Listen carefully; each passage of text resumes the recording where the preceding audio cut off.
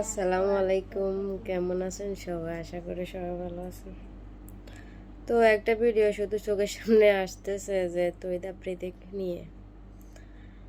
আসলে কার কাছে কেমন লাগে জানি না, কিন্তু আমার কাছে পার্সোনাল ভাবে ওনার ভিডিওগুলো আমার অনেক ভালো লাগতো। ওনার অনেক কিছু নিয়ে কাজ করছে, বন্যার সময় অনেক মানুষকে হেল্প করছে। তবে ওনার চাচা করছে অপরাধ, তো ওনার তো কোনো দোষ নাই এখানে। আমি জানি না আসলে কি সত্য কি মিথ্যা।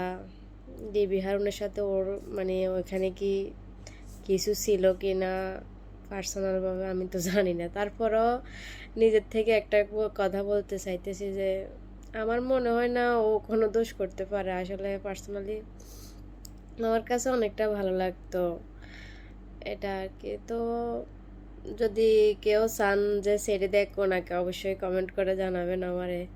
আমি আপনাদের মন্তব্য জানতে চাই, দেখি আমার সাথে মিলে কিনা। আমি চাই ওনাকে ছেড়ে দিক। ওকে, আল্লাহ হাফেজ। সবার মন্তব্য কমেন্ট করে জানাবেন।